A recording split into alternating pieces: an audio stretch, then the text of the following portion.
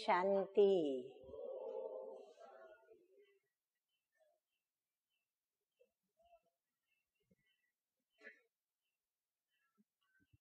सृष्टि के अंदर जब किसी मनुष्य आत्मा को ये पूछा जाए कि आपके पिता कौन है, उनका आप नाम बताएं,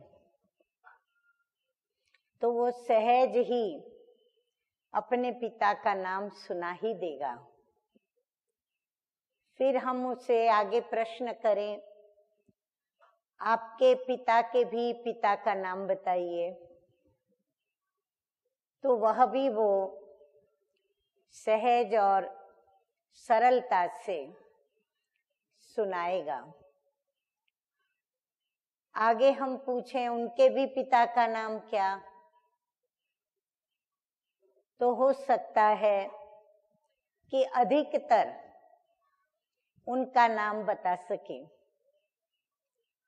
जो बता सकते हैं उनसे हम पूछें यदि कि फिर उनके पिता का नाम क्या, तो फिर थोड़े से निकलेंगे जो उनके भी पिता का नाम जानते हों। फिर उन जानकारों को भी हम पूछें कि उनके पिता का नाम क्या। तो इस प्रकार हम उनका पिता कौन, उनके पिता कौन, उनके पिता कौन, उनके पिता कौन, यदि कोई अनेक जन्मों की जन्म पत्रियों को लेकर के बतावे भी, तो 8 जन्म, 10 जन्म, 15 जन्म, 20 जन्म वो पिता के पिता, पिता के पिता का नाम बता देंगे। परंतु हम पूछते चले जाएं, कलह युग में अनेक जन्म हुए, फिर द्वापर युग में जन्म हुए, फिर त्रेता युग में जन्म हुए, और फिर सतयुग में जन्म हुए। फिर सतयुग से आगे यदि कोई युग है तो फिर से सृष्टि चक्र के हिसाब से, और दुनिया को जिन युगों का पता है उस हिसाब से फिर से कलह युग ही आएगा और फिर वही चक्र शुरू होगा। तो आखिर वो कहेंगे कि हमें पता नहीं है, वो आदि पिता कौन, वो पता नहीं है। और फिर उस आदि पिता का इस सृष्टि पर कब प्रत्यक्ष रूप में अस्तित्व था, कभी वो आदि पिता थे जिस आदि पिता के बाद ही कंटिन्यू सिलसिला पिताओं का चला कि उनका बच्चा, उनका बच्चा, उनका बच्चा, उनका बच्चा, उनका बच्चा। तो उस आदि पिता का किसी को भी पता नहीं है। और फिर कलह युग से सतयुग कैसे फिर से आ जाता है, कैसे एकदम पतित दुनिया से पावन दुनिया बनती है, कैसे अति दुख की दुनिया फिर से परिवर्तित होकर सुख की दुनिया में परिवर्तित होती है, कैसे अशांति मिटती है और शांति की दुनिया आती है, किसी को भी इन बातों का ज्ञान नहीं। हम यही कहेंगे कि सृष्टि चक्र के आदि, मध्य और अंत का यदि किसी को ज्ञान है तो वो केवल एक ही परम प्रिय परम पिता परमात्मा, जो कि हम सर्व आत्माओं के बेहद के आत्माओं के पिता हैं, वही जानते हैं। और उसी को पता है कि वो आदि पिता है कौन, क्योंकि सृष्टि का रचयिता वो परम पिता परमात्मा है, जिसे प्रभु, ईश्वर, अल्लाह, खुदा, God father, heavenly God father, आदि आदि आदि नामों से भिन्न भिन्न धर्म वाले, भिन्न भिन्न जाति और भाषाओं को बोलने वाले याद करते हैं। तो इस सृष्टि चक्र के अंदर जब हम सतयुग से लेकर के और चक्र की शुरुआत करते हैं और कलह युग के अंत में उसको एक चक्र पूरा हुआ ऐसा कहते हैं। अर्थात सतयुग से लेकर के कलह युग के अंत तक 4 युगों का यह चक्र जिसे कल्प कहा जाता है। तो उस कल्प के आदि पिता कौन है यह किसी को भी पता नहीं। हाँ, यदि पता है तो यही पता है कि जैसे परमपिता परमात्मा सृष्टि के रचयिता हैं, ऐसे ब्रह्मा यह भी सृष्टि के रचयिता गाए गए हैं। और यही कारण है कि उन्हें भी प्रजापिता कहा जाता है। परंतु वह प्रजापिता तो उसने प्रजा रची, इसीलिए उसे प्रजा का पिता कहा गया। अब प्रजा तो होती है इस सृष्टि के ऊपर, तो इस सृष्टि के ऊपर उस ब्रह्मा पिता ने प्रजा कब रची और वो प्रजा कैसी थी, वो प्रजा ने जन्म कैसे लिया, वो ब्रह्मा की प्रजा क्यों कहलाई या ब्रह्मा की संतान क्यों कहलाई, और फिर ब्रह्मा भी कहाँ से आए, ब्रह्मा को किसने जन्म दिया। और वो ब्रह्मा जिसे आदि पिता कहते हैं, जिसे एडम भी कहते हैं, जिसे आदि देव भी कहते हैं, तो वो एडम, आदि देव, प्रजापिता ब्रह्मा, सृष्टि का रचयिता, उसको शिव पिता ने कब जन्म दिया, कैसे जन्म दिया, कैसे वह सृष्टि पर आए, क्या वो यही सृष्टि पर ही रहने वाले कोई मनुष्य आत्मा में से थे, या फिर परमपिता परमात्मा ने किसी विशेष माँ के गर्भ से ब्रह्मा को पैदा किया, कैसे वो प्रजापिता ब्रह्मा आए, कहाँ उनका जन्म हुआ और कैसे वो प्रजा के पिता कहलाए, और वो प्रजा कौन थी जिनके वो पिता आदि पिता कहलाए। और जब आदि पिता कहते हैं तो इसका मतलब यही होता कि सृष्टि की जब आदि हुई तभी वो पिता रहे होंगे। तब तो पिता का पिता कौन, उसका पिता कौन, उसका पिता कौन, और आखिर में कह देते हैं कि उनका पिता परमात्मा या तो फिर ब्रह्मा। और यदि ब्रह्मा भी कहना नहीं है, परमात्मा भी कहना नहीं, तो कई बार हंसी में भी जवाब देने वाले कह देते हैं कि फिर मैं, यानी मैं ही आदि पिता हूं। जैसे परमात्मा को हर एक में समझने वाले, कण कण में समझने वाले कह देते हैं कि शिवोहम, मैं ही शिव हूं, अर्थात मैं ही विश्व का कल्याण करने वाला, सारे विश्व का आध्यात्मिक पिता शिव मैं ही हूं। ऐसे वह भी कह देते हैं कि पिता का पिता, पिता का पिता, आदि पिता मैं हूं। परंतु आज हम इस बात को देखेंगे कि वो आदि पिता कहाँ से आए।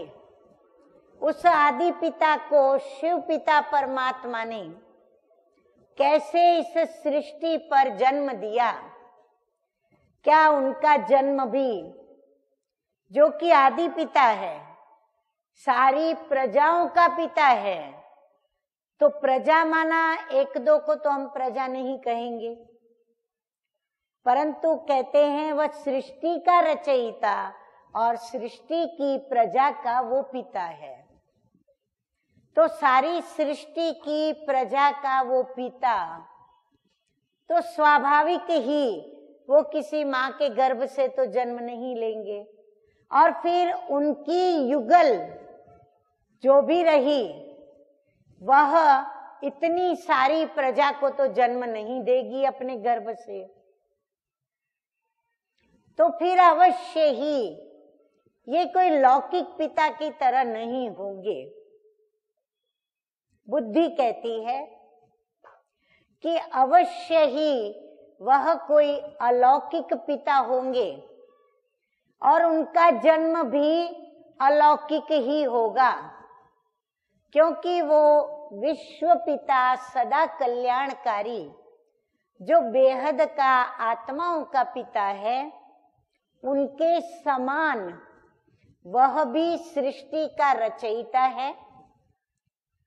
जैसे शिव पिता परमात्मा सारी सृष्टि की आत्माओं के पिता हैं, वैसे ब्रह्मा भी सृष्टि की सर्व जो भी मनुष्य आत्माएं हैं उनका वो पिता है। दोनों में समानता है बहुत सारी बातों की। तो वह प्रजापिता ब्रह्मा, उसको शिव पिता ने ही रचा होगा, क्योंकि उनका भी रचयिता वह तो परमपिता परमात्मा ही है। तभी तो गायन है, ब्रह्मा देवताय नमः, विष्णु देवताय नमः, शंकर देवताय नमः, परंतु परमात्मा शिव परमात्माय नमः। तो ब्रह्मा, विष्णु और शंकर ये त्रिदेव गाए गए हैं, और आदि पिता ब्रह्मा को भी कहते हैं आदि देव, एडम। तो आदि देव ब्रह्मा, प्रजापिता ब्रह्मा, सृष्टि का रचयिता ब्रह्मा, फिर विष्णु देवता, शंकर देवता, इन तीनों देवताओं का रचयिता है परमपिता परमात्मा शिव बाबा। अब ब्रह्मा को शिव पिता ने कैसे रचा, तो हम देखें कि वर्तमान समय जैसे दुनिया में चारों तरफ भ्रष्टाचार, व्यभिचार, अत्याचार, दुख, अशांति, दर्द, पीड़ा और विषय विकारों से ग्रसित अनेक बंधनों से युक्त आत्माएं त्राही त्राही होकर के जैसे प्रभु को पुकार रही हैं कि हे प्रभु, तू अपना गीता वाला वचन याद कर, तूने हम बच्चों से वायदा किया है कि जब जब सृष्टि पर धर्म की हानि होगी, धर्म की ग्लानि होगी, तब तब मैं सृष्टि पर आकर के अनेक अधर्मों का नाश करूंगा, जिन अधर्मों के कारण मनुष्य आत्माएं दुखी, अशांत, विषय विकारों से पीड़ित, पतित, पापात्माएं बन करके और त्राही त्राही करके दुखी हो रही है, तो मैं आकर के ऐसी अनेक अधर्मों वाली दुनिया का विनाश करता हूं, विनाश करूंगा और एक आदि सनातन धर्म की मैं स्थापना करूंगा। जिस एक आदि सनातन धर्म की सृष्टि में सुख होगा, शांति होगी, क्योंकि प्रत्येक मनुष्य आत्मा पवित्र होगी, देवात्मा कहलाएगी। अब कलयुग में है सभी पापात्माएं और सतयुग के अंदर हैं सभी देवात्माएं। प्रभु जब सृष्टि पर आते हैं तो कलयुग, घोर कलयुग चल रहा है। अब उस घोर कलयुग में परमपिता परमात्मा का अवतरण होता है। उसे सृष्टि का परिवर्तन करके और नई सृष्टि को रचना है। बच्चों के दुख दर्द दूर करके उन्हें नई सृष्टि के सर्व सुख देने हैं।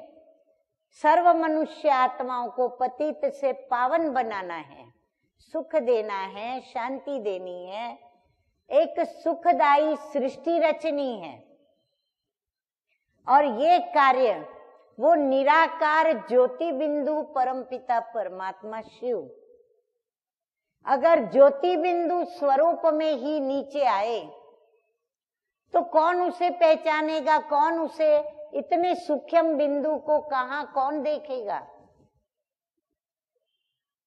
तो गीता में ही स्वयं भगवान उवाच है, मैं प्रकृति के अधीन नहीं हूं, मैं प्रकृति को अधीन करके आता हूं।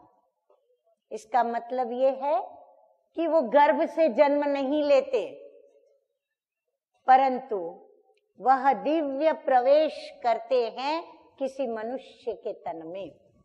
तो अपना कार्य करने के लिए जो आदि पिता, प्रजापिता, जो एडम कहलाते हैं, जो मनुष्य इस सतयुगी दुनिया से लेकर के कलयुग के अंत तक अनेक जन्मों को गुजारने के पश्चात वह भी कलयुगी सृष्टि के अंदर उस पिता परमात्मा को पुकार करके और याद करता है, जो उसका माध्यम बनता है उस मनुष्य आत्मा के तन में, जिसका नाम उस जन्म का अर्थात कलयुग के अंदर उसके अंतिम जन्म में दादा लेखराज है या था। और वो दादा लेखराज जब वृद्ध तन, वानप्रस्थ अवस्था को प्राप्त होता है, तब परम पिता परमात्मा उस तन में प्रवेश करते हैं। क्योंकि गीता में स्वयं भगवान उवाच है कि मैं इस सृष्टि पर उस तन में अवतरित होता हूं जो अनेक जन्मों के अंत के भी अंतिम जन्म में अंतिम अवस्था से गुजर रहा है। और वह मनुष्य आत्मा जिसका नाम दादा लेखराज या फिर उनको दादा लखी बाबू के नाम से सभी जानते हैं। कहाँ जानते हैं? तो वो जहां निवास करते थे, तो वह निवास करते थे सिंध, कराची, हैदराबाद। तो परमपिता परमात्मा को उस तन के अंदर दिव्य प्रवेश करना पड़ा, क्योंकि प्रभु को अपना विश्व परिवर्तन का कार्य करना था। अब हमारा यह प्रश्न बना ही रहेगा अनादि काल से अनंत काल तक कि दादा लेखराज के तन में ही प्रवेश क्यों किया। इतने बड़े बड़े धर्मात्माएं, इतने बड़े बड़े पैगंबर सृष्टि पर आए, प्रभु उनके तन में क्यों नहीं आया? चलो मान भी ले आज कि फलाने पैगंबर के तन में या फलाने धर्मात्मा के तन में या फलाने महात्मा या पुण्यात्मा या किसी आत्मा, मनुष्य आत्मा के तन में प्रभु आए। प्रश्न तो वही बना रहेगा कि उसके ही तन में क्यों आए। इसलिए इस सृष्टि चक्र के अनादि नियम और कुदरत के कायदों में हमें भी बंधना होगा। हमें भी इस अनादि नियमों के अंदर यह जो प्रजापिता ब्रह्मा का रोल है, उस रोल को स्वीकार करना होगा। और उस रोल के अंदर मुख्य विशेषता उनकी यह है कि स्वयं परमपिता परमात्मा शिव ज्योति बिंदु उनके तन में दिव्य प्रवेश करते हैं। किस लिए? विश्व का परिवर्तन करने और हम बच्चों को फिर से पावन बनाने, क्योंकि पवित्रता सुख शांति की जननी है। यदि पवित्रता नहीं तो मनुष्य आत्मा न सुखी बन सकती, न शांत जीवन को प्राप्त कर सकती, अर्थात अपने जीवन में शांति नहीं प्राप्त कर सकती, शांति से अपना जीवन व्यतीत नहीं कर सकती। अतः परमपिता परमात्मा को इस सृष्टि पर मनुष्य आत्माओं को पावन सुखी एवं शांति देने अर्थ, और इस सृष्टि के ऊपर भी जो सृष्टि पुरानी हो चुकी, सतयुग से लेकर कलयुग तक चल करके पुरानी बनी, पापात्माओं की दुनिया बनी, अत्याचारियों की दुनिया बनी, बलात्कारियों की दुनिया बनी, भ्रष्टाचारियों की दुनिया बनी, दुराचारियों की दुनिया बनी, जहां पर सत्य प्रेम और गुणवान जो बच्चे बाबा के हैं, बेहद बाप के, जो पुकारने लगे कि हमें इस दुनिया से कहीं और ले चलो, इस पाप की दुनिया से हमें और कहीं ले चलो, जहां चित्त को चैन मिले, आत्मा को सुकून मिले। तो परमपिता परमात्मा ने उनके तन में प्रवेश किया और फिर प्रभु ने कहा, ज्योति स्वरूपम शिवोहम शिवोहम,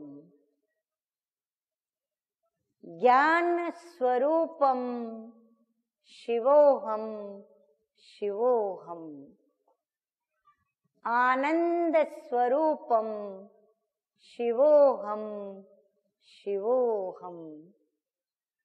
और उसको यह महावाक्य सुनाते हुए विनाश का साक्षात्कार कराया, जहां पर विज्ञान की तकनीक के द्वारा, टेक्नोलॉजी के द्वारा अनेक विनाशकारी अस्त्र शस्त्र, जिसे atomic bombs, hydrogen bombs, megaton bombs आदि आदि अनेक नाम दिए गए, उनके द्वारा विनाश इस सृष्टि पर, फिर प्राकृतिक आपदाओं के द्वारा विनाश, आपसी ग्रह युद्धों के द्वारा विनाश, मनुष्य आत्माओं के आपसी विषय विकारों के कारण अपने गृहस्थ जीवन के अंदर लड़ना झगड़ना, मारना मरना, खून खराबा करना। इस प्रकार जब सारी सृष्टि के ऊपर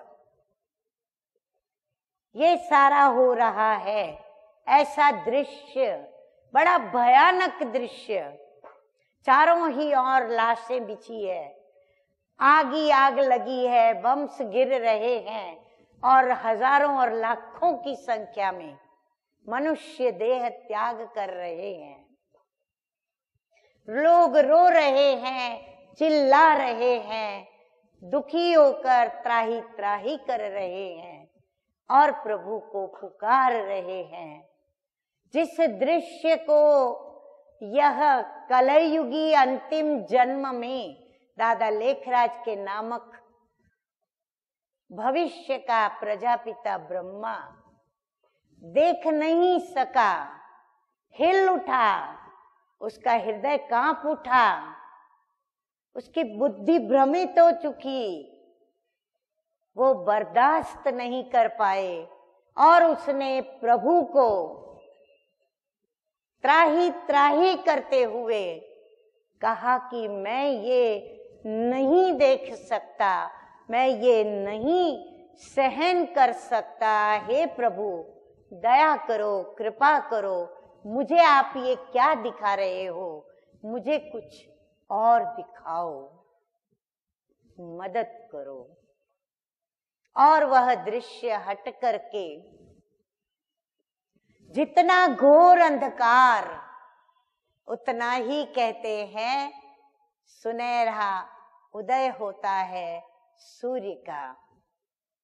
और उसी प्रकार उनको साक्षात्कार हुआ एक सुनहरी सुबह का, और उन्होंने देखा कि आसमान से बहुत सुंदर चमकते हुए सितारे एक एक करके धरती पर आ रहे हैं। यहां से आए, वहां से आए, वहां से आए, वहां से आए, परंतु जादू, आश्चर्य और अजायबी अब थी। क्या देखा?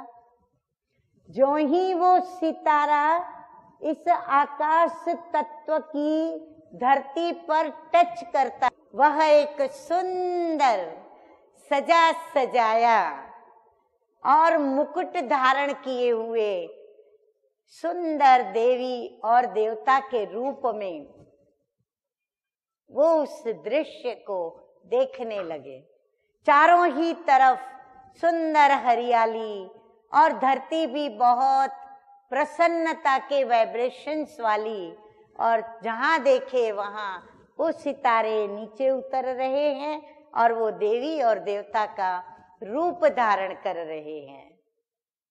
उनका मन जितना अति दुखी हुआ था विनाश के दृश्य को देखकर, अब अति प्रसन्न हो चुका, अति प्रसन्न हुआ और वह अति खुश हो गए। चेहरा हर्षित मुख हो गया, चेहरे पर लालिमा छा गई और वह प्रभु को धन्य धन्य मानने लगे, शुक्रिया अदा करने लगे। परंतु यह क्या? अचानक उन्होंने देखा विष्णु चतुर्भुज का एक सर्वदेवी देवताओं से भी आकर्षित करने वाला एक सुंदर स्वरूप चतुर्भुज विष्णु का। और उनको आवाज आई, अहम चतुर्भुज तत्त्वम, मैं चतुर्भुज हूं, वही तू है। अब इनको हैरानी हुई कि मैं चतुर्भुज हूं, क्या मतलब है इसका, क्या अर्थ है इसका? फिर से वह प्रभु से पूछने लगे, प्रभु मुझे कुछ समझ में नहीं आता है कि ये आप मुझे क्या कह रहे हो, क्या दिखा रहे हो। प्रभु ने आवाज दी कि मैंने तुझे जो दुनिया दिखाई देवी देवताओं की और जो चतुर्भुज स्वरूप दिखाया, वो तुम हो और तुमको ऐसी नई पावन पवित्र देवी देवताओं की दुनिया की पुनः स्थापना करनी है। अब वो मुझे कि मैं अकेला और इतनी सुंदर पावन सृष्टि मैं कैसे स्थापन करूंगा, कैसे बनाऊंगा, कैसे उसका परिवर्तन करूंगा। और प्रभु ने आथत दी, यह कार्य मैं करूंगा, तुम निमित्त मात्र हो। और वह शांत हो गए। प्रभु ने देह उस समय के लिए, पल भर के लिए छोड़ दिया और ब्रह्मा नाम उनके ऊपर धरा और वह ब्रह्मा प्रजापिता ब्रह्मा कहलाया।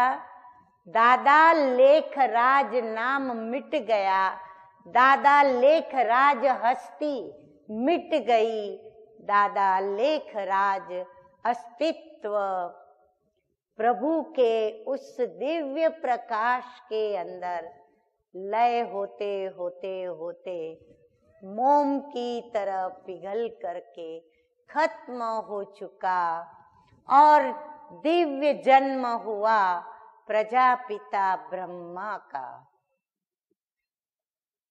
जो ब्रह्मा भाग्यशाली रत हुए उस शिव पिता परमात्मा के, वो माध्यम बने उस परम पिता परमात्मा शिव के, और परम पिता परमात्मा शिव ने प्रजापिता ब्रह्मा जो आदि पिता कहलाया, जो एडम कहलाया और जिसकी स्मृति में और जिसके गायन में, जिसकी महिमा में दुनिया को क्या लेकिन शास्त्रों को भी ये कहना पड़ा कि आदम को खुदा मत कहो। वो खुदा नहीं था, खुदा ने उस आदम में प्रवेश किया था, इसीलिए वो आदम को खुदा मत कहो। आदम खुदा नहीं, लेकिन हम मनुष्य आत्माओं को स्मृति रहे कि हम एक पिता के बच्चे, उनके अंश, फिर वंश वंश वंश और वंशावली आगे बढ़ते बढ़ते बढ़ते आखिर हम सभी जिसकी वंशावली है वो है आदि पिता प्रजापिता ब्रह्मा। तो याद दिलाते हुए ये गायन, ये महिमा कि आदम को खुदा मत कहो, आदम खुदा नहीं, लेकिन ये आदम, ये आदि देव, ये प्रजापिता ब्रह्मा खुदा के नूर से जुदा नहीं, क्योंकि उस एक तन में ब्रह्मा की भी आत्मा और उस परम प्रिय परम पिता परमात्मा जो कि परम पवित्र है, उन्होंने प्रवेश करके और उनके द्वारा सृष्टि के नव निर्माण का कार्य शुरू किया। इस सृष्टि के अंदर विशेष भारत भूमि में वह आत्मा प्रजापिता ब्रह्मा जन्मी और इसी भारत में परम प्रिय परम पिता परमात्मा का दिव्य अवतरण उस ब्रह्मा में हुआ और ब्रह्मा के द्वारा इस ही भारत को फिर से स्वर्ग अर्थात देवी देवताओं की सुखमय पवित्र शांतिमय एकता वाली सृष्टि की रचना की। और इसीलिए कहलाए शिव पिता भी रचयिता और ब्रह्मा बाबा भी रचयिता। तो ब्रह्मा बाबा की अर्थात जो माध्यम बने उनके फरिश्ता बनने की, उनके अव्यक्त होने की यह पुण्य तिथि हम अपने प्रजापिता ब्रह्मा बाबा को याद करेंगे। और ब्रह्मा बाबा और उनके भी बाबा, तो बाप और दादा दोनों को याद करते हुए हम उनके समान अपने अंदर गुणों को धारण करेंगे। और आज हम उनको अति स्नेह से, अति श्रद्धा के साथ और हमारे अहो सद्भाग्य कि ऐसे पिता परमात्मा और ब्रह्मा बाबा को हमने भारत में ही पाया और आज उनको हम अपने श्रद्धा सुमन अर्पित करते हैं। जो ब्रह्मा बाबा और शिव बाबा स्वीकार करें। ओम